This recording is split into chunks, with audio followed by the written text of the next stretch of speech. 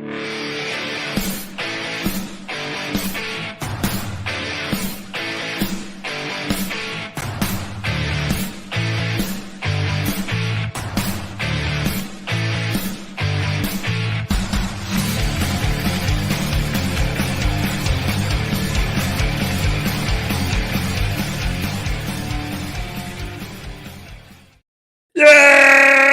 So it is. It is a loaded Friday episode of Donno Daily here on the 5 Reasons Sports Network. We stream live every weekday from noon until 1 p.m. Today is going to be, I would argue, the most loaded show we've ever had.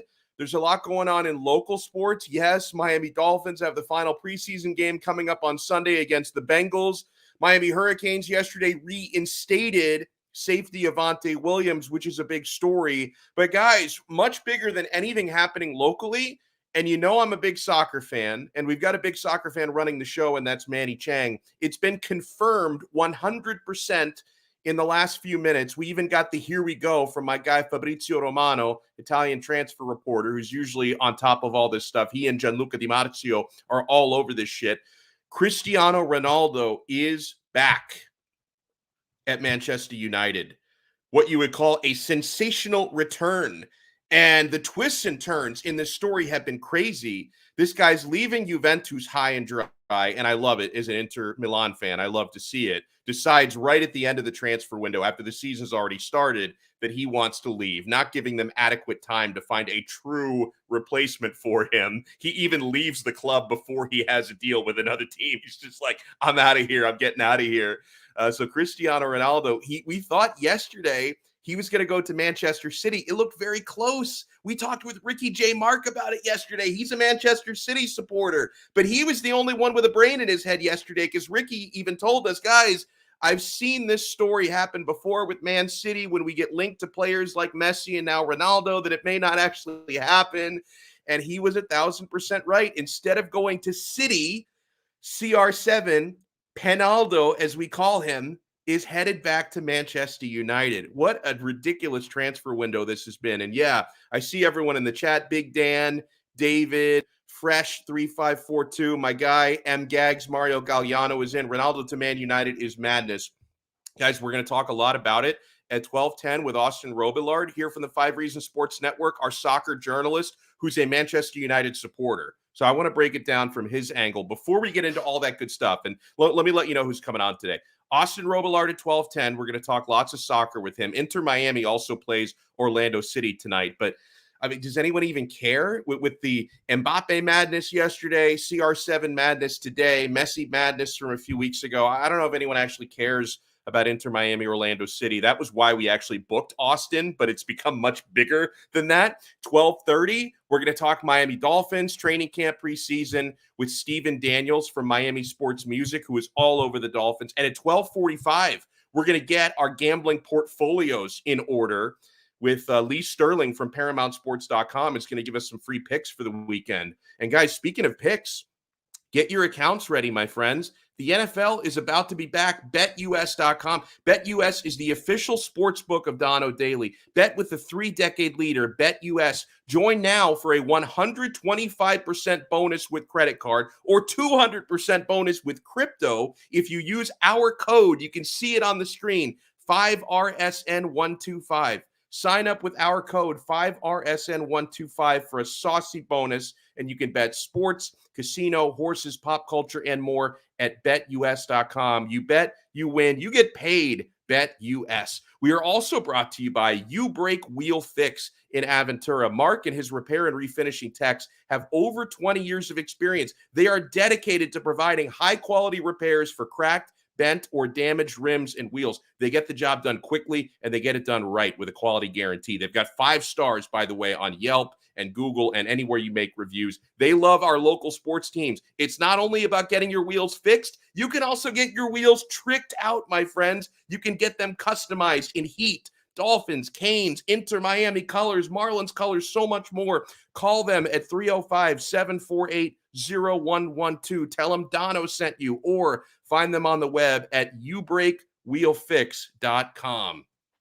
Man, so this is Mario writes in, I love the move to United. I'm not going to lie.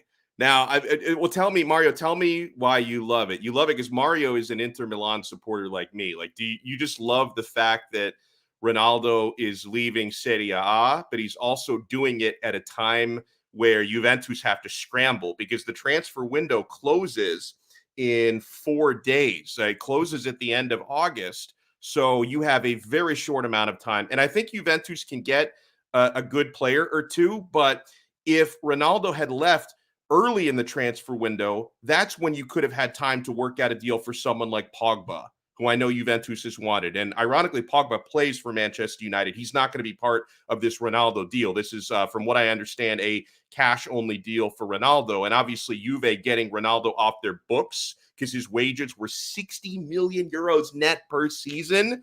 And that's the big reason why when I banter Ronaldo and I banter Ronaldo's time at Juventus, I'm not saying he's a bad player, although I'm sure a lot of Juve fans wished he didn't insist on taking every direct free kick because he's put every free kick he's taken into the wall for the last 3 seasons. I think he may have scored on one, but all of the other ones have gone right into the wall. But no, he's still a fine player. The problem was for Juventus, their wages were tied so much into one player. They don't have the resources of, the PSGs and the Man Cities and maybe the Man Uniteds. If the Glazers actually decide to reinvest and spend some money, they don't have those kind of resources to put a Real Madrid type of team around him, like the supporting cast that he had at Real Madrid. So they were tying up so much of their wages in that one player, even though Ronaldo at Juventus, he made them feel like a bigger club because to people who didn't follow Serie A, Ronaldo, his brand is bigger or was bigger, at least at the time that he got there, than Serie A's brand. So he made Juventus feel like a bigger club,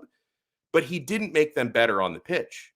He didn't, and you can't debate that. Their Champions League results, he went there to win Champions League, and their Champions League results at Juventus got a little worse every season. They never made it past the quarterfinals with Ronaldo, didn't make it past the round of 16 last year. So they got worse in Champions League, and yeah, they won Serie A the first 2 years he was there, but they had won the previous 7 years straight before he even got there. And then last year with Ronaldo, they didn't win Serie A for the first time in a decade because my beloved Nerazzurri actually won the Serie A last year. So he didn't make Juventus better on the pitch. He may have made them feel like a bigger club off the pitch, but he did not make them a better team on the pitch. So I think Juventus fans, they're probably very annoyed again that he's leaving so late in the transfer window because you don't have time to make a big splash. Maybe Moise Kean might end up there, who's, a fine striker, can be a little bit inconsistent. I've even heard rumblings that,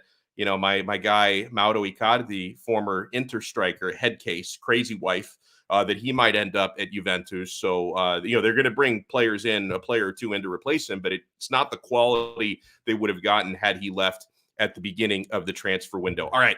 I see Austin Robillard is in a couple minutes early and ready to go. So I want to bring him on because this is such a big story. Now, guys, I promise for those in for Dolphins and Canes talk, you're going to get it, believe me. But I feel like this is so big. And you see Austin, he's wearing his Manchester United jersey. I mean, Austin, first, talk me through the roller coaster here, because 24 hours ago, it looked 95% like he was going to Man City. So what changed where Ronaldo now ends up back at Man United? I honestly believe all the reports, especially from Mark Ogden of ESPN, that he got a couple of calls from Sir Alex, Rio Ferdinand, and all those old teammates, Wayne Rooney getting involved as well, saying, look, man, if you go to City, you will you will lose all those cherished memories with the old United fans, with the United fans now, and you won't be respected as you were as a United player. And if you go to City, it just ruins everything that not everything that you had there, but it really burns a lot of bridges. And I think that was the ultimate decider. United came knocking as soon as the final days were coming for him to join City. I know City ended up backing out. I don't even know if they actually fully offered the $30 million bid. But once United came knocking, I think it was impossible for Cristiano Ronaldo to turn that down, given all the history. And this is a transfer saga almost like no other. This is unbelievable. And his time at United was so loved, so cherished, and it's been going on for so long. All these fans remember these memories, and now he has an opportunity to bring them back to Old Trafford. And I think you can't really live that down. Yeah, and so okay, talk me through this on the pitch, Austin, because obviously Ronaldo very strongly linked to City yesterday. He had even been linked in the last couple of weeks, even to potentially even join Messi at PSG. That I don't know how serious that actually was at the end of the day. And even when Ronaldo 3 years ago, when he arrived at Juventus, the thinking was he was going there to win Champions League, which thankfully, from my perspective, did not happen. And obviously, City are very close to being a Champions League winning side. They got to the finals last year. So if he had gone there, they could have been very close to being a Champions League favorite. How far away do you think United is from that now that Ronaldo is there? Like, can you look at United with CR7 and say, yeah, this team could absolutely win Champions League? How far away from they are that? They're far away, honestly. I know Ronaldo does a whole lot for this team, and it definitely puts them in the conversation for Premier League champions. But when you look at the Champions League, not only is your starting 11 important, but squad rotation is important. Getting out of the group stage, United have a pretty sneaky tough group. The draw was yesterday, but they're missing a lot of key pieces, and one of those key pieces for me is a defensive midfielder. But when you're looking at the front four of Cristiano Ronaldo, Bruno Fernandes, and then Rashford and Sancho, when they're all healthy and ready to go, that is a very, very strong front four. And obviously, you don't really doubt them to put goals in the back of the net, but I think it's the supporting cast behind them. Varane is going to help Maguire a ton, but you look at the midfield with Matic and Fred, and obviously Pogba's there, but he's been used as a left attacking mid at times now that Rashford's out. I still think there's work to do for United, but at the same time, Cristiano Ronaldo, as we all know, is a winner. He didn't get to do it at Juve, and hopefully he gets to do it for my sake at Manchester United. But you can't really ever doubt the man. He's going to win wherever he goes, but it's just a matter of United filling out the rest of this roster, and hopefully they do it in a time where Ronaldo is still there. Will they be able to talk Ronaldo out of throwing fits if he can't take all the direct free kicks? Because, and I'm being serious here, because that was honestly a big problem at Juventus, because they had during his 3 years there better free kick takers than Ronaldo, but his ego did not allow him to give that up. 95% of those plowed into people's kidneys directly into the wall. So, I mean, is there any chance he's going to bully his way into every free kick at United? I am a little worried about that, because I would much rather have Bruno Fernandes and even Marcus Rashford on those free kicks. I think I would put those two ahead of them in the order. I think Bruno, maybe being Portuguese and having spent time with him on the national team level, may help a little bit, and they can have some conversations and work on some things in training. But that is something that is of worry. But at the same time, Ronaldo's going to score goals anyway, and it won't be from a free kick, I'm sure. But right.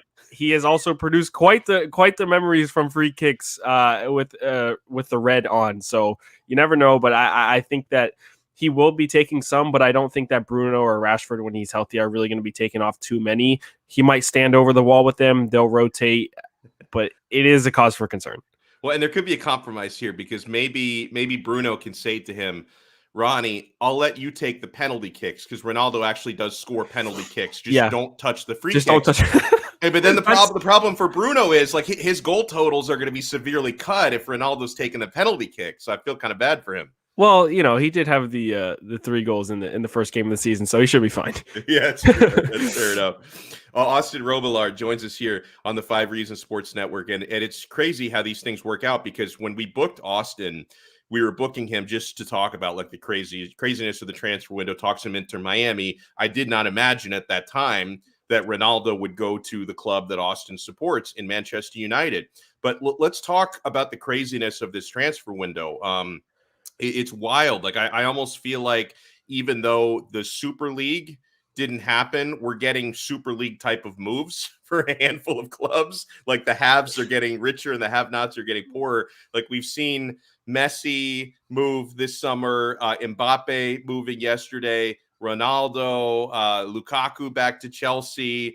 This has been a transfer window unlike any other. Have you ever even seen a transfer window anywhere near this crazy? Because I don't recall anything like this in my lifetime. No, I mean, I started following football, I'm 21, so consciously following it since I was about 12. So in the last 9 years, this is the craziest thing that you could have imagined. I mean, just look at PSG. Hakimi, Donnarumma, Wijnaldum, and then you add Donnarumma, it's another one. Messi. You add Messi on top of that, and obviously with Mbappe leaving, that hinders it a little bit. But at the same time, they have done. Oh, and hold on, I forgot Sergio Ramos. I mean, there's just so much that has happened in this window. Lukaku going back to Chelsea, as you mentioned, was huge. I don't know. I haven't asked you about your personal thoughts on that, with you being an Inter Milan supporter, but that is a huge move. And Ronaldo is just kind of the cherry on top. And I honestly don't see this stopping the next 4 days. There's still going to be a ton of hype. And you can argue whether it's good or bad for the sport. I would say good. It's as good as you're going to get without getting a Super League, honestly. I mean, it's in terms of money, in terms of, getting people to watch and be invested, especially here in America. It's something that a lot of people are going to look out for. I think that it's very, very beneficial. Ronaldo going to Man United is extremely beneficial on all fronts. I think it's good for the sport. It's very fun to see, very fun to follow. And I know some fan bases are going to be a little torn after losing and having losing players and having some of them depart and things like that. But at the end of the day, it's going to make for a very, very fun Champions League season. Like, unfortunately for me, Serie A, I can go back to calling it Serie Ass. It's been mudded, and it's still going to be a really fun competitive league. But the problem is, like, to the casual viewers, in one transfer window, the best Italian keeper leaves the league to go to PSG and Donnarumma.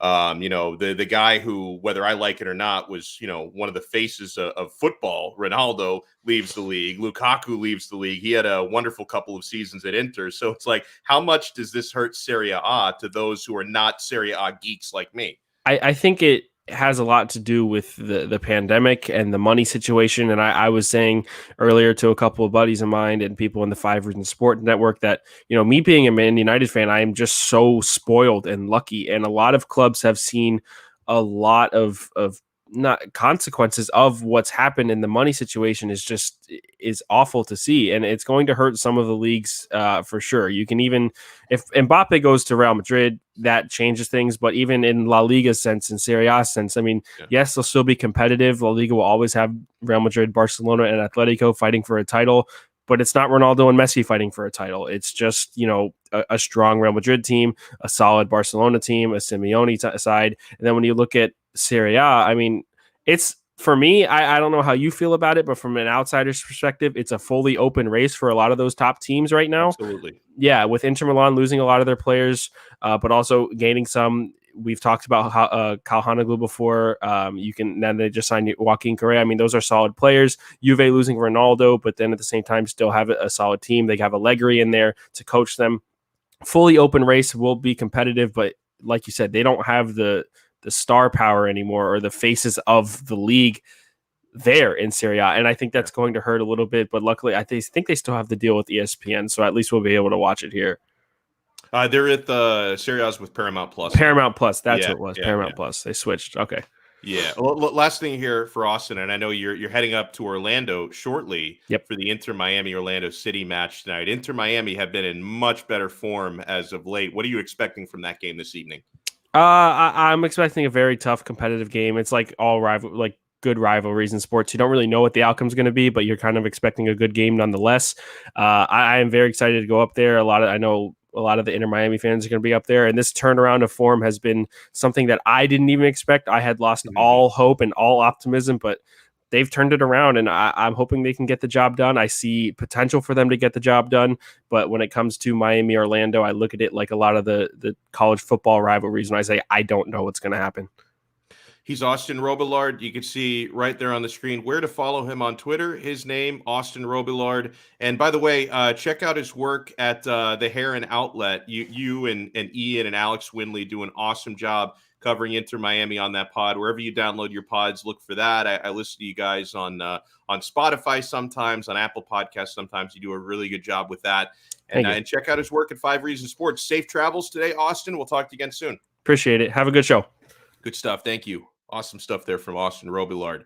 So, and that was good. So if you're just tuning in right now and you wanted, to talk CR7, you can go back later today once the replay is posted and check it out, because we've basically devoted the first 20 minutes to that. I see my guy Manny Chang writing in, Lorenzo Insigne will turn heads, Forza Napoli. Watch out for that, bro, because A couple of teams in Serie A, including Inter, are trying to poach Insigne away. It's not going to happen this transfer window, but his contract is expiring at the end of June next year. And if they don't work out an extension, he could be leaving in less than a year's time on a free. So be looking out for that one, my friends. Miami Dolphins on Sunday will play the preseason finale at the Cincinnati Bengals. Obviously, my excitement level for this one, I'm not going to lie to you. If for the second game I was at like a 7, I'm at like a 3 for this one because Brian Flores confirmed it yesterday, and I think it's the right call. You're not going to see many starters playing against Cincy. That they used the second game as their quote-unquote dress rehearsal.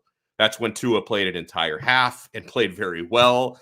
Jalen Waddle played an entire half, even though he had an injury scare early in the game. Thank God he was okay, because my life flashed before my eyes when it looked like he was hurt. So we've seen enough from most of the starters. Now, I don't know, you may see some good wide receivers get in the game for a little bit, only because so many of these guys missed the first 2 games, and there's a lot of people back in practice now. But even if they do play, like I don't really want to see William Fuller, the 5th, playing, even though he's back now, because he's such a veteran. Devontae Parker, the same thing. These guys are such veterans. I don't necessarily need them out there taking reps with Jacoby Brissett and Reed Sinnett. Like, it's just, to me, it's not necessary. It'd be more important to get them work with Tua, as they've been doing in practice this week. So I don't need to see any starters. Now, a couple of Dolphins notes from practices this week.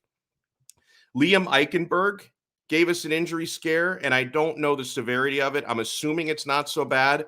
So Liam Eichenberg, who was working at starting right tackle and would have, maybe he still will, but would have been playing at starting right tackle in the 3rd preseason game this weekend.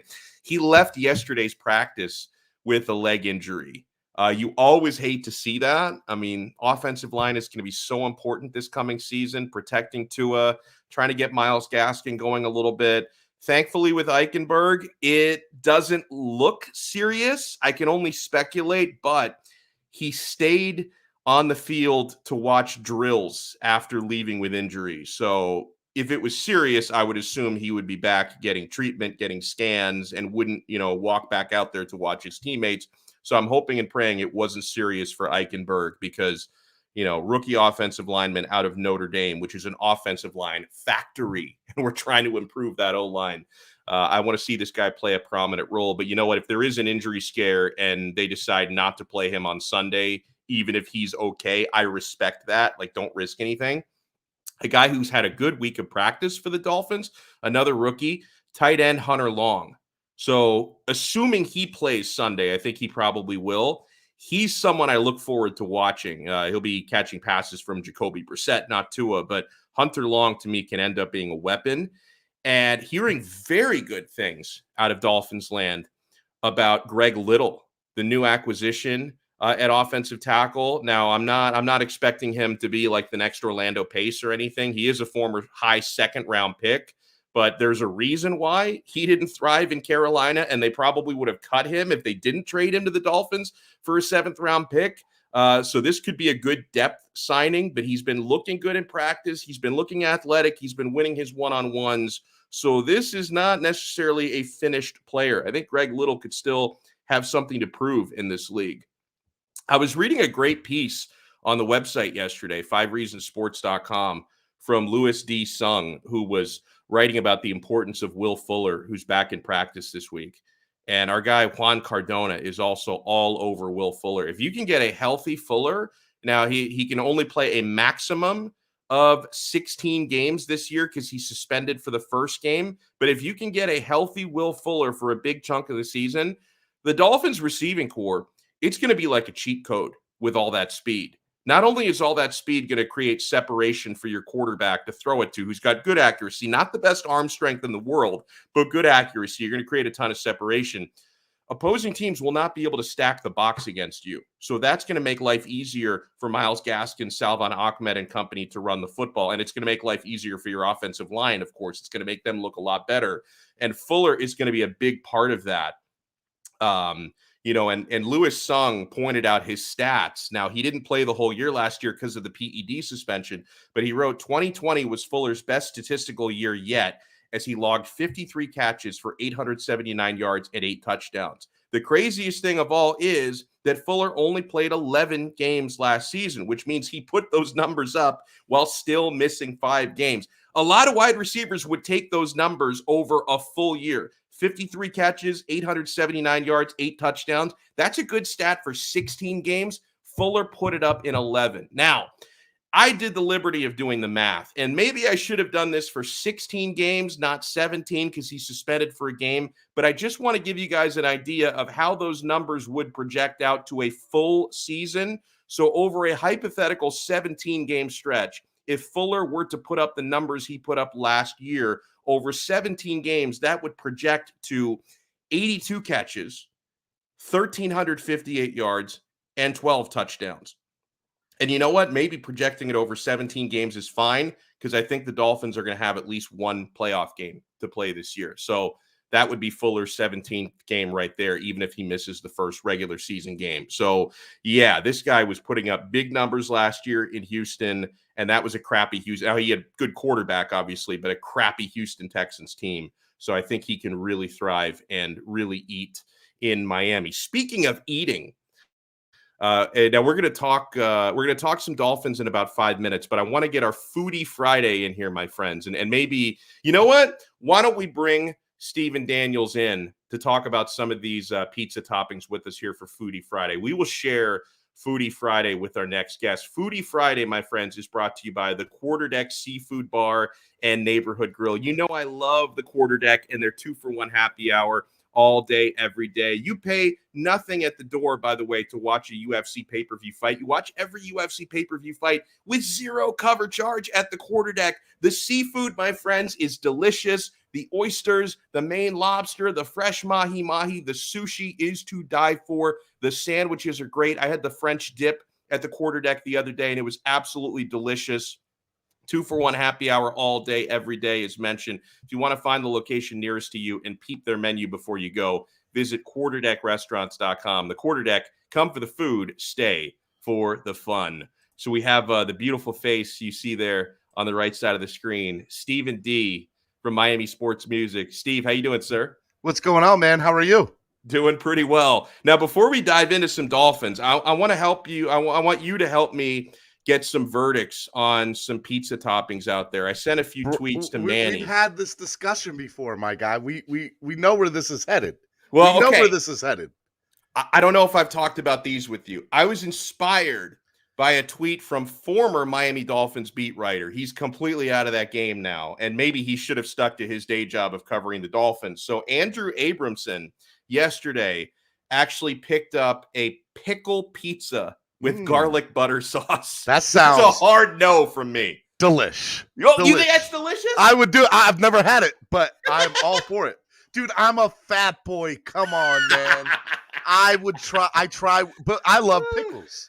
So I'm just saying. Okay. See, I don't, though, is the thing. The garlic butter sauce sounds fine. Like that sounds like something I could get behind, but I'm not a pickle fan. But I think even if I was, that's such a departure from a traditional pizza topping. I don't know if I could do pickles on pizza. And anyone, you're welcome to let us know in the live chat. I would 100% do that. 100%. Oh my God. All right, Manny, bring up the next one. What about this, Steve? Do you draw the line on strawberries on pizza? And it looks like there's also there's spinach, onions on there. It looks like there's some pineapple, some chicken. I'm throwing this right in the garbage. No way, bro. That looks great. I've never had strawberry on pizza, but again, I'm about it. Like, I would do it in a minute. And we could get into this conversation, but I love me some pineapple on pizza. Oh my God. And you know what? I'm avoiding pineapple today because we talk about that enough. What about this? I don't know if this is actually true or not. I've got a friend from Sweden. I have to ask him. But according to this tweet, banana is a popular pizza topping in Sweden. Like, they've got cheese and tomato sauce on there. Well, let's get something banana. Straight. If you read it on Twitter, it must be true. Let's just get that straight. But number two, I've never had banana, and that one out of the 3 pizzas you've shown me so far, it would be number 3. Like I'd be hesitant about it. I don't know if I could do banana on pizza. Oh, it looks so bad. And listen, these are some things I love. What about this next one here? See, actually, you know what? Is that this avocado one, and chickpeas? it's avocado. Actually, you know what? You know what's funny about this pizza? The part about this that I don't like, I don't have any problem with avocado. I love avocado. I would try that on pizza. Chickpeas, I'm fine with, but they have that cauliflower buffalo chicken on there. I am a proud carnivore, and I get bugged by the vegan agenda. Like when the vegan cult tries to force these meat substitutes on you, I get very offended. And this whole cauliflower buffalo chicken thing, it's like, bros, just admit your lifestyle is inferior. Because here's the way I always go, Steven. If veganism is really superior to a normal diet, how come they make plant-based meats, but nobody makes meat-based plants? That proves we are superior. Well, I don't know if anybody's ever thought about it like that except for Alex Donno. That's one. Never heard that. But number 2, I would 100% try this pizza. Let's just get that straight. And I love cauliflower wings. Just so you know, they're really. Oh my! Wow. It's how they're breaded. So if they're breaded the right way with the right ingredients, it tastes delicious. I've made some. It's really good. Fair enough. I think we have one more pizza to bring up here. And when I first looked at this picture, it's got jalapenos on it. Nope. See, it's funny you say that because I'm fine with jalapenos. The problem is there's also apple slices on this with cheese and sauce. I don't even see the apple slices, but yeah. Yeah, wow. Yeah, you have to read the fine print. A friend of mine found a place they write with apple slices for a pizza topping and sent me a picture. Right in the garbage, this pizza is going for me. Bro, like, that's crazy. I've never seen that before. Oh, my God. So these are some of the concoctions people come up with, man. I mean, they find. I can't do jalapenos though. If I do jalapenos, you're not going to see me for a while. You know what happened to me the other day? Like, I'm really good with spicy food. Like, I'm fine with most peppers, but I was eating a few days ago. I grabbed lunch at Panda Express, and of course, you always have to go orange chicken. But then for my second item, I went with the Kung Pao chicken. And you know how with Kung Pao chicken, there's always those dried like red peppers out of whatever kind of peppers they are. And I think most people just put them aside and they don't eat them. I actually ate the pepper, and bro, my mouth was on fire, and it kind of ruined the meal for me because this was one of the first things I bit into was the dried pepper, and it kind of ruined the rest of my meal because all I could taste was fire. Look, I don't do hot stuff at all, and when I do, it does not turn out well for me. But Ninja Viking says fat vegans exist. Well, they eat a lot of French fries, is what happens. Exactly. Yeah, they extra large Coke and French fries. Hey, let me tell you, this is how you know you're a fat boy. If you've gone through a drive-through specifically for fries. Ooh, that's a good call. That I'm just saying, like I've been so bad where I've gone, not anymore, not lately. Okay, I just want to throw that out there. I don't need Solo getting on me. Solo will get on me. He's trying to help me lose weight. But I've been so bad that I've gone through McDonald's drive-through for their fries and Burger King for their burgers. Dude, that honestly, that's dedication. It is dedication, and you're right. That is the ultimate fat boy life hack. Yeah, is because because some places the fries are great, the sandwiches not so much, and then the opposite. Because you're right. Like I like the burgers at Burger King, but their fries are garbage. So if you really want to do it right, you get the fries. You get the fries at McDonald's. That's awesome. Manny says he's done a Taco Bell McDonald's run before. Bro, it's real stuff, man. It's real stuff. All right, I do want to talk some Dolphins with you. I was about to say, what did you bring me up here for? To I don't know. Talk about food? Because I'm a fat boy? I thought we were cool, bro. What happened? I wanted to bring in an expert to talk some food. Hey, you got the guy. You got the guy.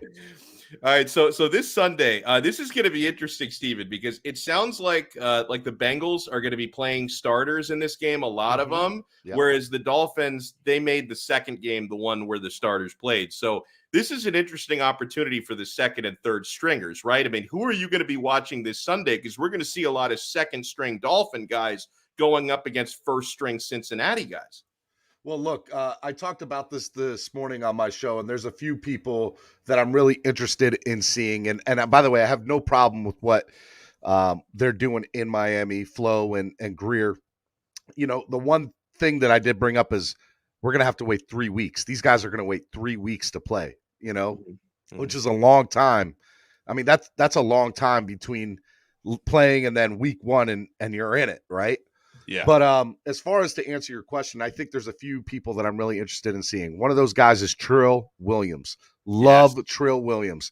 He's had an amazing training camp. There's been plenty of things that he's done in both of the preseason games that make me like what he's about. But again, this secondary is so deep in Miami. He's one of those guys that in years past, Trill would be an automatic for the 53. But he is bubble because it's so deep. It's so deep. That's one guy. Another person that I'm really interested in seeing too is somebody like Jared Dokes and also Malcolm Brown. I think that these two guys are on the bubble, and here's why. Number one, do we go with 3 or 4 running backs? That's the first question. And if we go with 3 running backs, I think that Malcolm Brown is the guy. Yeah. But if we go with 4, here's the reason why I think Dokes could overtake Brown. And listen to me here. Okay. Dokes is a young guy. He's considered a power back. He's a goal line back. And I think that him and Malcolm Brown could be very similar in stature, right? So if I have Myles Gaskin and I have Salvin Ahmad, I think those two are the 1-2 punch. And then when you get to the goal line, you bring in these big time runners. But the question is, do we bring 3 or 4? And that goes to my next thing. The third thing, how many tight ends do we keep? Yeah, fair. And that's going to be a big thing too. So then you got to look at guys like Chris Myrick, Durham Smythe, Adam Shaheen. Like Adam Shaheen's not a lock for the 53 at all. And so there's a lot of question marks, and it's all at the end of the 53. And I've never seen this in the history of the Dolphins, at least for me, in the last 20 years, have a team this deep. You're 100% right. And speaking of tough roster decisions, wide receiver is one that gets a lot of pub. They've already had to make a tough decision with Lynn Bowden, letting him go. Now, it's going to be. Well, they stashed him away. There's still a chance he comes back and plays. That's true. Well, and so who do you think could be an odd man out or two still there? Because I don't think there's any guarantee with Preston Williams. I know that he and Tua had a nice thing going for a while last year, but he's injured all the time. Now they're probably going to keep at least 6 to start the year because for the first week, they don't have suspended. They don't have to put Fuller on the roster the first week because he's suspended. So I mean, who do you think might be an odd man out or two at receiver? Ninja Viking, I'll talk about that in a second. But yeah, I was going to say that's another good one.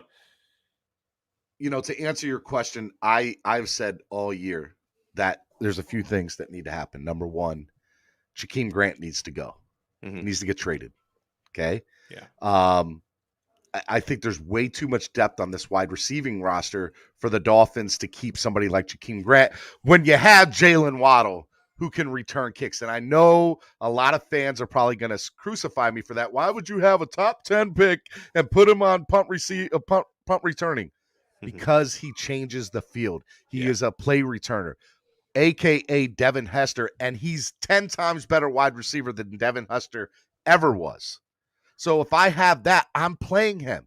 So what? He can get hurt. He can get hurt on 3rd and 25 from our own end zone. So that doesn't matter to me. I think you can get something for Jakeem. You do that. As far as bubble guys are concerned, there's 2 guys I love. Matt Collins, who I think is a lock for 50. I think he is too. Point. Yeah. And then Kirk Merritt. And the reality is if Kirk Merritt goes on waivers, he's getting claimed. There's no way we're able to process him through waivers. So you have to keep him. Yeah. He's a rookie. He's young. He's got way too much talent. I think Kirk Merritt's got so much potential. So then that goes, well, who's the odd man out here? And I think if you're looking at the odd man out, I got to be honest with you. Preston Williams comes to mind. Yeah. Right. And you also got to look at, who's the other guy? Malcolm Perry. Malcolm Perry's gone. And I hate that Malcolm Perry's gone because with Bowden hurt, Perry and him are like very similar. Yeah. But I just don't see there being any room for him. And then And then the reality is, I love Mac. I love Mac Hollins. But do they not keep Mac? And by the way, I don't think this is the case. But the question remains, do they not keep Mac because there's so much depth here?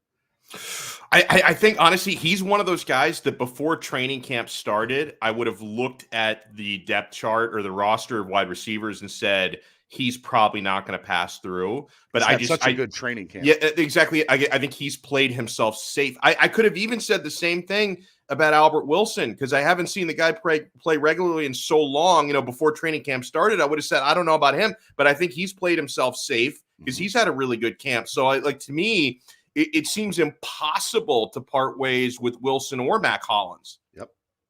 And that's what makes it tough for a guy like Kirk Merritt. You're just not. Here's the reality. The Dolphins on Tuesday at 4 p.m. are going to cut some players that fans love. Mm-hmm. It's gonna happen. This is going to be like a gift for other teams who need receivers. They're looking at the Dolphins and saying, "All right, giddy up. Let's see who's on the board." After the Dolphins make their cuts. And the reality is, look, Chris Greer's a genius at trying to maneuver. That's why everybody's like, "Man, Albert Wilson's done for the year." Don't think that not Albert Wilson. Lynn Bowden. Don't think Bowden's done for the year, buddy. There's a way around that, and that is you release him off of an injury settlement.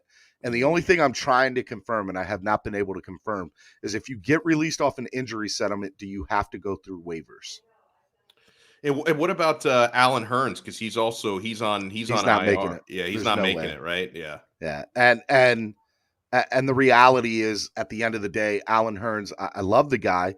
He's not too much against the cap, but I mean, I don't even think he's top 6, 7 wide receiver on this team right now.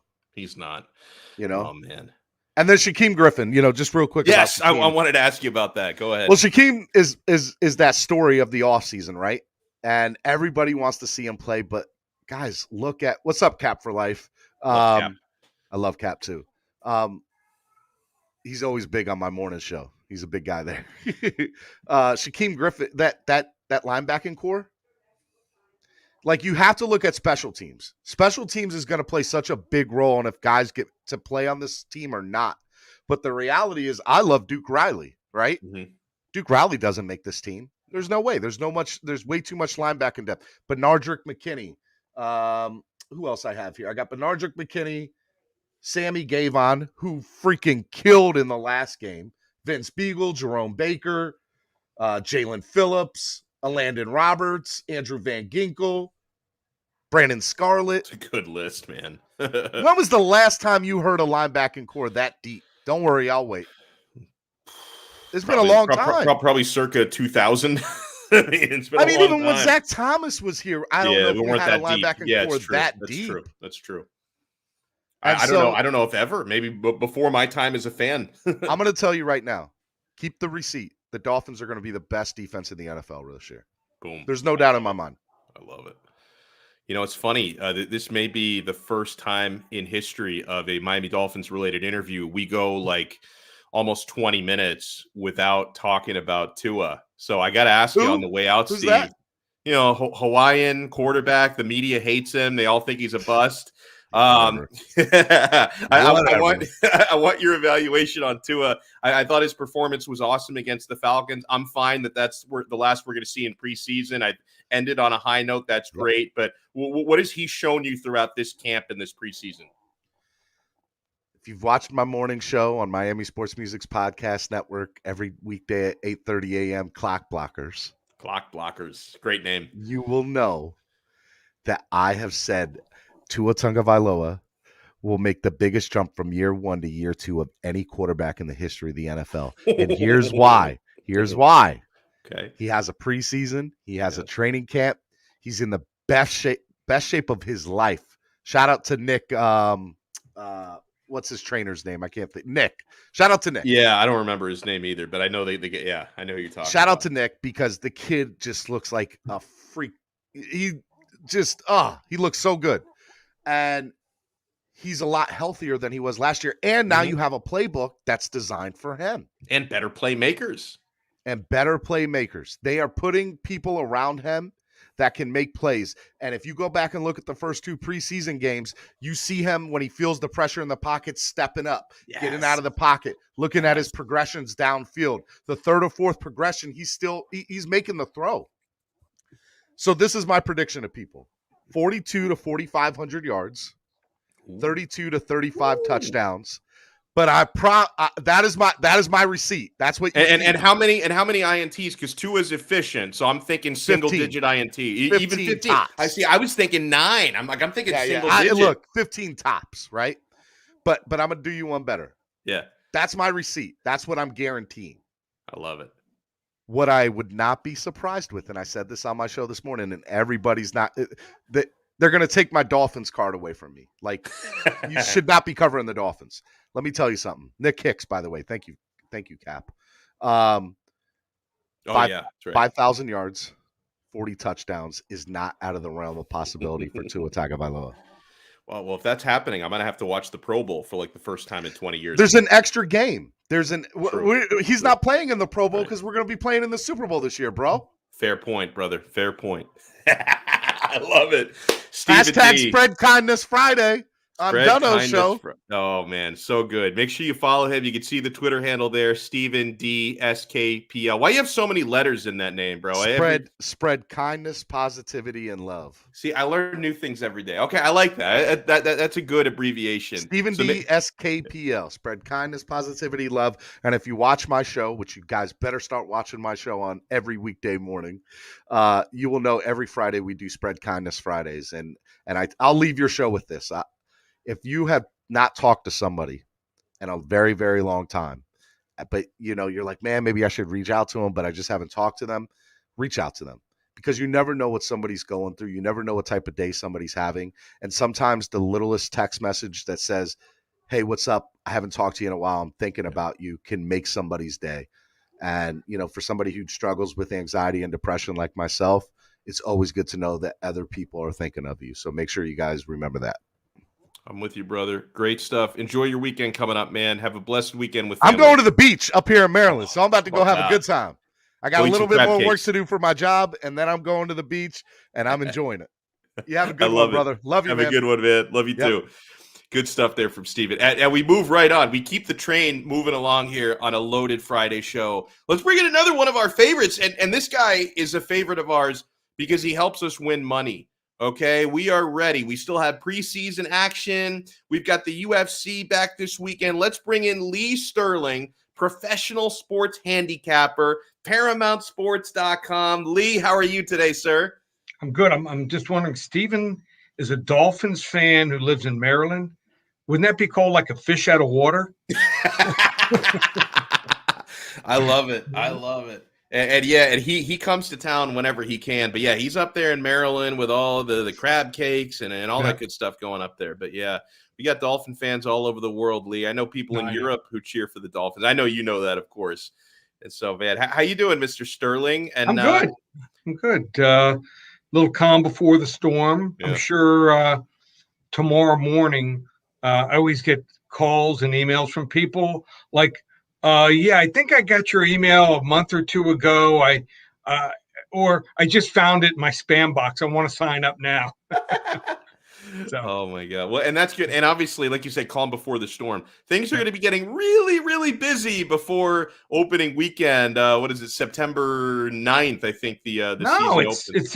It's this weekend, week 0 for college, right? For college. Yeah, and then next weekend, NFL, but yeah, you're right. Next weekend, there's 70, 80 games. So I like how they have the staggered start. I don't know if you ever noticed this, but the first weekend that the NFL plays, they always have a really light schedule.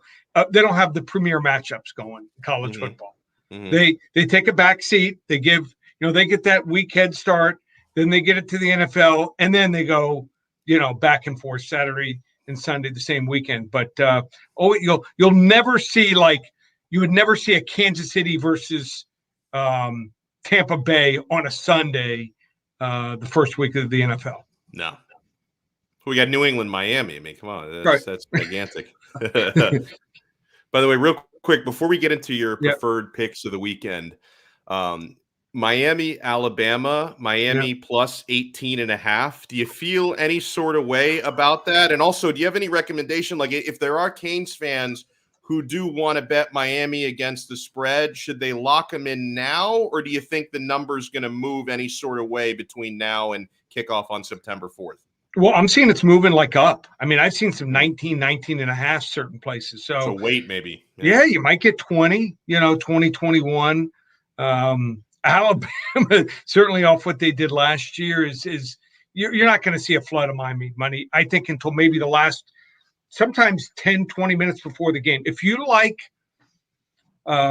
playing underdogs, just wait a lot of times until, right before game time. I mean, there's plenty of times in the NFL where I want that 3.5 and it doesn't appear until 5-10 minutes before the game.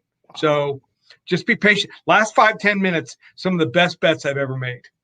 That's good advice there. And I usually tend to, because I just don't, I'm not patiently, so I don't like to place a bet super early anyway, like weeks before. So I usually wait till near the last minute, but that's good advice for any Miami fan. Like myself, I might want to bet Miami against the spread, that it's probably better to do it later than do it now. So let's get into, Lee. I mean, we all want to get our portfolios in order for the weekend. What are some games or fights you like coming up? So I like a fight this weekend in the UFC Fight Night. So it's the Ultimate Fighter. Do you watch the Ultimate Fighter each Tuesday night? No, I don't, because I watched like the first 15 seasons religiously, and then I wanted to jump off a bridge because it was the same thing over and over. And I understand they didn't even really change it that much in the reboot. So no, I do not watch. Okay. So I still like it. I think there's some good stories in there. And a lot of those fighters have gone on, done some pretty special things. That's true. You have the whoever wins the fight between Brian, how about this nickname, Pooh Bear Battle. not gonna strike fear in the hearts of too many people, against Gilbert. I don't know where he got this one. Gilbert, the RGV bad boy, Urbina. I don't know what it stands for. Maybe it's from where he grew up or something. I think he's from Hawaii or something. His two brothers fought in the Ultimate Fighter, both lost the first fight. He won his first fight and actually lost in the semifinals, but gentleman he lost to in the semifinals hurt his knee, and so he's fighting for a chance, to get the contract. The problem here is Battle. They're almost exactly the same kind of fighter, same size, but Battle is better striker, a much better striker, better grappler, and has better submissions.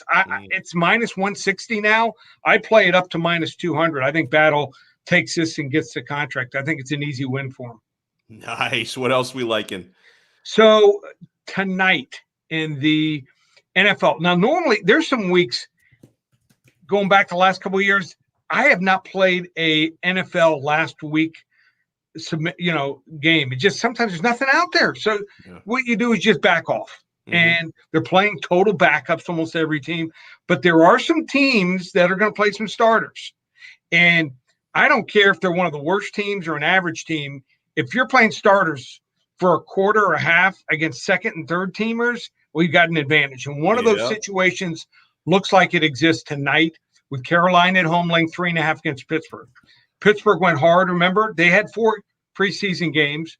So I think they're going to play total scrubs with Dwayne Haskins. What's amazing is he's going to start. I can see him playing 3 quarters or more. And the fact that he has not been able to distance himself from Mason Rudolph is shocking. Mason Rudolph is not a good backup. Awful. So what does that tell you about Dwayne Haskins? And I think with so much pressure on him, I think he fails. I think Carolina playing their starters, at least a bunch of them early, they'll have a big advantage. 3.5 points, I think, is actually kind of light for this kind of advantage. Get on it early. It could close at 4.5, 5 points. Carolina over Pittsburgh tonight in the NFL. I love it. Well, looking good. Lee Sterling, ParamountSports.com. Let people know, by the way, how easy it is to sign up at your website to get these picks. Where do they go? Because college football season almost here, NFL, they want in on this action. Yeah, I'm going to give you a free one of the 4 games tomorrow. You want to hop on board. Last year, so on my website, ParamountSports.com, you can go on the homepage where it says recent results. You can see every game I've given my clients over the last 5 years. So Okay. if a service or an individual is not giving you a spreadsheet or is not independently monitored, and they tell you they're in 78, 80%, run for the hills. No one does that. No. You hit high 50s and we hit 58% last year. That is not a good year, a great year. You need to hit 52.4 to break even. I also sell my picks at covers.com, the largest pick reseller. They have about 40 guys that sell the NFL. We beat them all last year combined in college football and the NFL. $100 to $500 better made over $19,000 on my plays of profit from the first preseason game through the Super Bowl. So you're looking for someone who does a lot of research and will hopefully win for you. We've won 26 of the 27 years. I might be what you're looking for. Use coupon code SAVE300 to get on with us for the football. We've got a special for baseball. Right now, we're number 5. It covers out of almost 30 guys in baseball. And we are last 65, 70 days have been great. We figured out since they started publishing, the spin rates, you can figure out which guys were using illegal substances. Pretty easy to figure it out. True. So we're on a run the last couple months. Normally it's $197 for the month. You can get $197 from now through the World Series. That's over 2 months of action. And the UFC fights will have 5 of them up there for $55. So it's all available Paramount Sports. I'm going to leave you going out the door with a game in college football. Ooh, So I like it. Nebraska is traveling to Illinois. The line started at 10. It's been bet down to 7 in a few places, 6.5. There is a real love for Brett Bielema. Mm-hmm. I don't get it. This is a guy that, although he was good at Wisconsin, he totally messed up that Arkansas program. By the time he left the last year, they went 4-8, they had no talent. So they're putting in a new offensive and defensive system. I don't love his 2 coordinator hires. They have no receivers that are worth anything. So they're going to have to slowly move down the field. And the way you beat Nebraska is you gash them with big plays. Yeah. But Nebraska's defensive line goes 295, 310, 330. Some pretty good linebackers. I think they're going to be improved. Martinez, their quarterback, doesn't have to look over his shoulder now.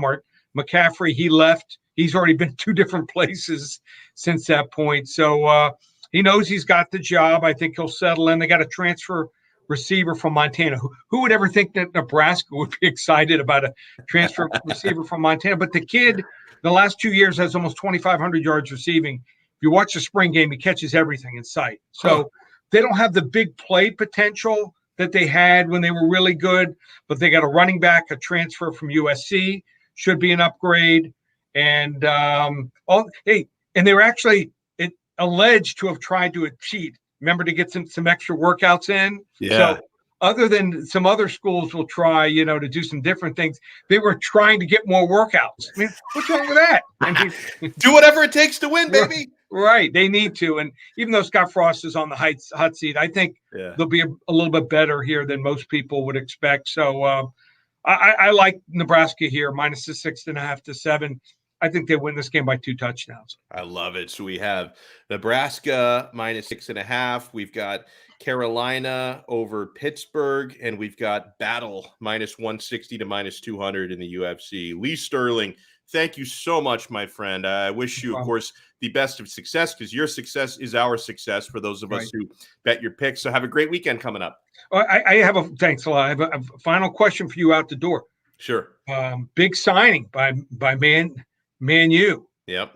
So how does that affect? I mean, has this kept you up at night here, wondering how does this affect the Premier League? Yeah, well, obviously it creates huge buzz for the Premier League, and it's a feel-good story for Manchester United, because that was the first big club that he played for. So it's a nice little reunion there.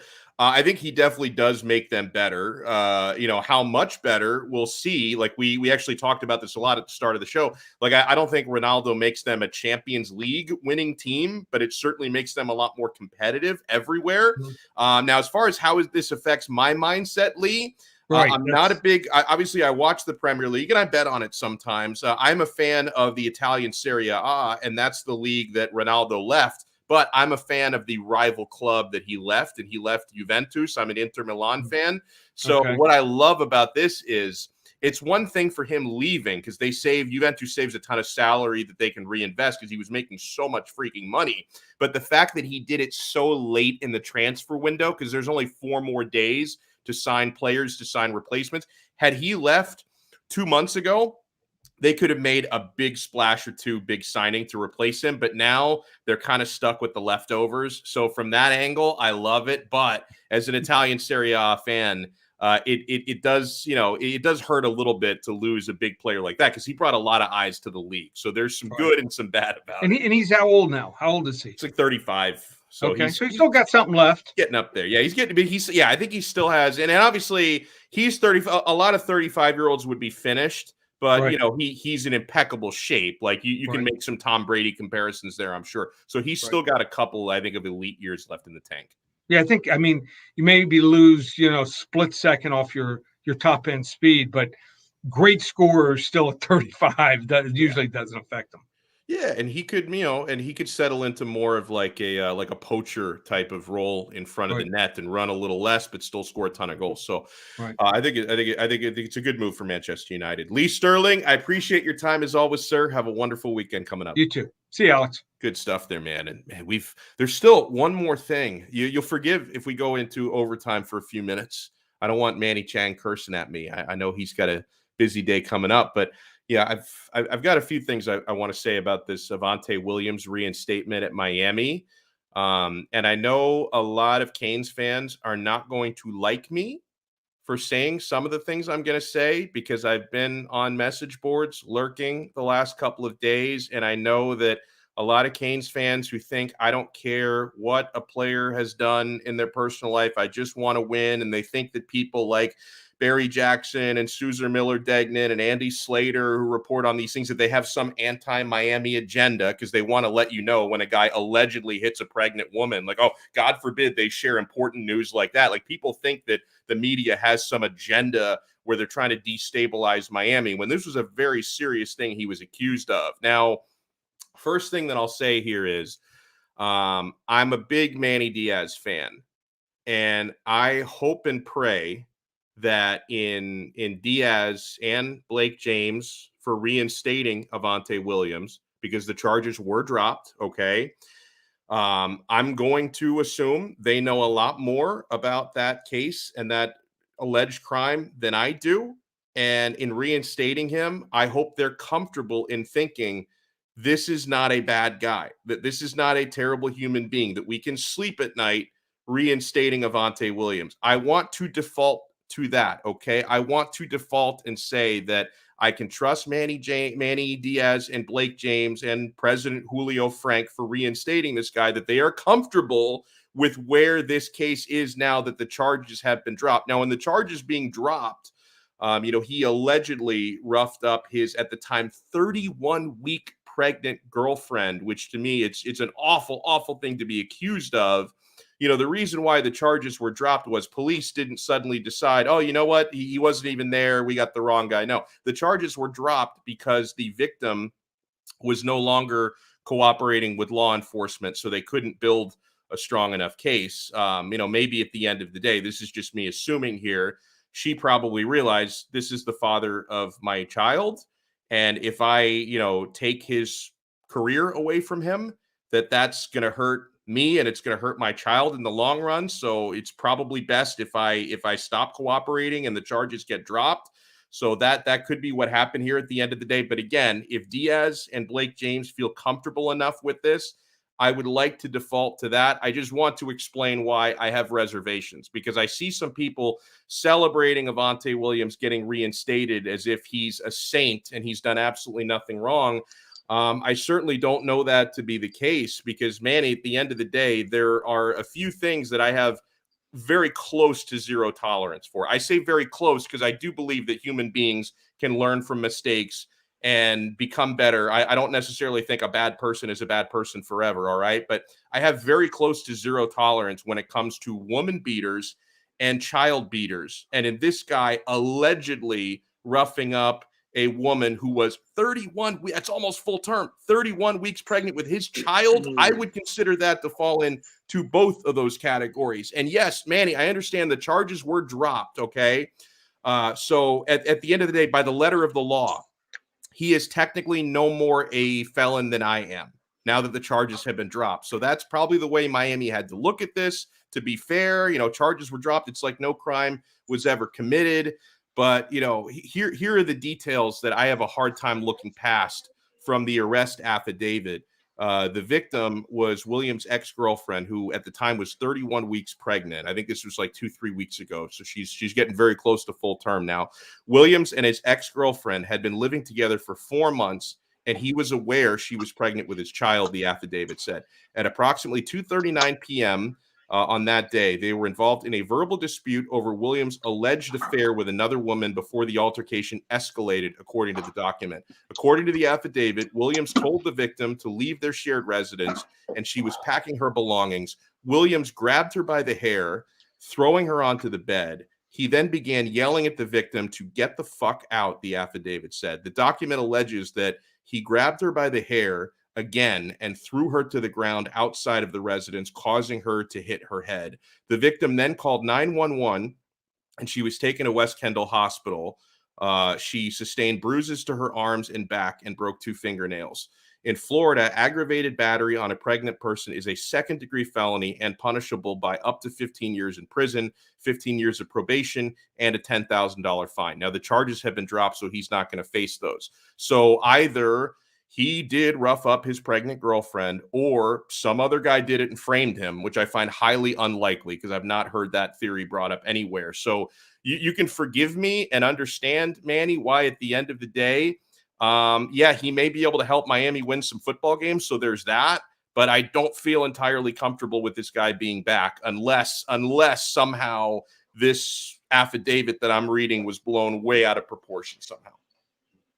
Are you able to hear me, first of all? Yeah, I am. Listen, me and you, we're both parents. We've kind of seen what COVID has done to us. We got to just, sometimes we have to hustle. Sometimes we just have to find a way to pay our bills, to make sure our children are fed, to make sure that our family is safe and that they have the needs that are necessary. Yeah. It just, again, we're close to the season. Now is when they decide to reinstate. When was he first officially kicked off the team? It was between 2 and 3 weeks ago, but the charges weren't dropped until this week. It happened like around 48 hours ago when the charges were dropped. But again, but they couldn't reinstate him until after the charges were dropped, though. Like they couldn't do anything, and they've been working for like 48 hours. They worked tirelessly on this since the charges were dropped. But also the charges were only dropped because she went ahead and dropped them herself. Yeah, she stopped cooperating with law enforcement. Again, I'm not going to speculate. You're not going to speculate, but we're both parents. Yeah. I mean, you know what I mean? Listen, I don't want to say the obvious or anything like that, but listen, if Miami feels comfortable, if the president feels comfortable, and the head coach himself, Manny Diaz, feels comfortable, I'm just going to roll with that. But in reality, man, me and you, we're not dumb. We're parents. We know sometimes the sacrifices that we have to make. Again, just like I said, in order to put something on the table, in order to know that tomorrow you have something to eat. It's just, you're so close to playing your first ever game of the season, and it just happens to be that she drops the charges. Yeah. Again, everybody has their own thing to worry, so. Yeah, no, I mean, and I think Big Dan 305, his comments are same with me. He says, I've got mixed feelings. I have a daughter. That's the thing, and it's okay to have mixed feelings. Like Alex, you have Luca. I have a daughter. I have Alania. If I hear that my daughter, this happened to her, are you kidding me? Are you kidding me? I will make sure that the Supreme Court knows about this damn thing. Yeah. There's no possible way this man is ever going to be anywhere near. But again, real life situations, sometimes you got to realize, you make that personal, thing where you ask yourself, are you able to live with it? Are you able to, because this is what is hanging in the balance. This is what, if you continue to go along with this 5, 10 years, 20 years down the line, this is what you have, when in reality you could have had this. again, we all have our choices to make. I do hope, though, that this young man sees this as another opportunity, sees this as something that, not that saying, oh, man, thank you. No. You really need to understand Yeah. that not everybody gets a second chance, my friend. Yes. Not everybody gets an opportunity, once again, the one that you just have. I just hope this young man learns from this, acts on it, grows from it, and guess what? Becomes a much better person, player, and father and husband whenever he gets married. Because, again, situations like this, again, when you are the one that caused the issue, you have to be somehow ramificated for it. You can't just say, oh, this is good for me. No, you have to be able to realize what you did was wrong. And then now you have to be able to take advantage and know that not everybody in this world gets a second opportunity like you were just given. 1,000%. You hit the nail on the head. And, he's, I'm assuming, his unborn child is weeks away from being born at this point, that gives him a new perspective. And I don't know if the child is a girl or a boy. Maybe if he does have a girl, that will really make him realize how messed up what happened was. And the other thing is, I hope two things here. Number one, exactly what Manny said. I hope this situation, that this is something Avantae Williams, who is young. I'm not forgiving his actions or his alleged actions because of his youth, because if any of what I read in that affidavit is true, it's a horrific thing. So I hope he can change and learn from that, because I do believe people can change. I don't write off necessarily a person forever for doing something terrible. I think there can be a road back. You actually have to want to change and get better. So that's number one. I hope he learns from this. I hope that the regret and the sorrow that he felt over the last couple of weeks after all this came out, I hope that really made him take a long, hard look in the mirror and realize, I can't live my life this way. Then number two is, again, all I have is information from an arrest report. I really hope that with the extra knowledge that someone like Manny Diaz has about this and Avante's teammates, I hope that they know things that I don't. Maybe there's something missing here. Maybe some of those details I read were either incorrect or grossly exaggerated. And because again, I'm a big Manny Diaz fan. And by the way, later today, Larry Bluestein and I are going to have a new episode dropping of Five Rings Canes on the Five Reasons Podcast Network. And our guest on this episode was Vishnu Parasuraman from Five Reasons Sports. He wrote a great story today about Manny Diaz on fivereasonsports.com. And it really goes to show you, now at the end of the day, Manny Diaz is going to be judged by wins and losses, right? That's going to be how his success here is measured, whether he gets fired or has a long, prosperous, decade, 2 decades coaching Miami will be decided on the field. But off the field, the way that Manny has stood up for his players with social justice, stood up for his players with name, image, and likeness when some coaches have tried to turn their nose at it. I think culturally, Manny is doing a lot of good things at Miami, and I hope the results on the field end up backing that up. So I am going to default to Manny and hope that Diaz feels a lot more comfortable about this arrest. And again, the charges have been dropped. I'm aware of that. But I hope Manny Diaz feels a lot more comfortable about this than I do, and for good reason. Maybe he knows something about this story that we do not. And like Ninja Viking just said, we don't know the full story. So if the university feels comfortable with him playing, there has to be good reasons for that. It is still a sad situation. I'm with you. And I'm loving the nuance that Manny Chang and Big Dan and Ninja Viking are bringing to it. And I hope I'm bringing some of that as well, because I don't think this is just a black or white issue, that it's one thing or another. Because I see the way a lot of Canes fans are talking about this on message boards is they're, basically they think that this whole thing was a witch hunt against Avantae and that it's like a media created thing. That's ridiculous. Like, okay, I can hope and pray that there's a good reason why Diaz was comfortable bringing him back and that Avantae can end up being a better man and helping Miami on the field. But at the same time, I can feel a little bit uncomfortable about what allegedly happened. So I think both of those things can be true. Had a great time today. Want to thank everyone who joined us. Lee Sterling gave us some bets for the weekend. Let's go over Lee Sterling's picks again. Nebraska -6.5 in college football. NFL preseason tonight, Carolina over Pittsburgh. The logic there being Carolina's going to play starters. The Steelers will not.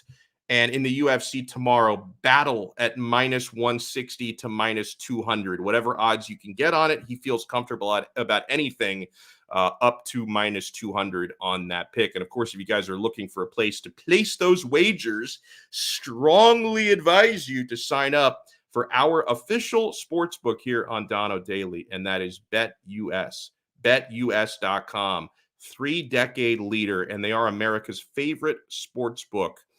When you sign up for BetUS, and it's really easy. I understand that if you've never done online betting before, it could feel a little intimidating. I remember it was when I first started doing this a couple of years ago. It was a little intimidating signing up for the first time. They make it so easy. BetUS gives you a personalized customer service rep for your account that will answer all of your questions.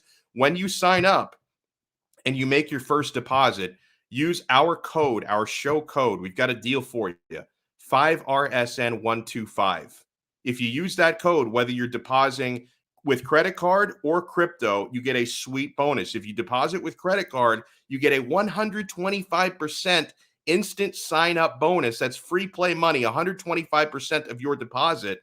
And if you sign up with crypto, you get a 200% sign-up bonus. It is a beautiful thing. Let's bet, play, and win together during this upcoming football season. So huge thanks to Lee Sterling. Huge thanks to Stephen D, and huge thanks to Austin Robillard. And about the first 20 minutes of the show was all CR7. So if you're a soccer fan and you want to listen back to that conversation, catch the replay. We were CR7 Manchester United heavy for about the first 20 minutes of the show. And huge thanks to Manny Chang behind the scenes. Sean Stanley took a breather today. He's going to be back with us on Monday. We will talk to you guys Monday, same time, same channel, 12 noon right here on the 5 Reasons Sports Network. Another episode of Donno Daily next Monday right here on 5R Live. Ciao.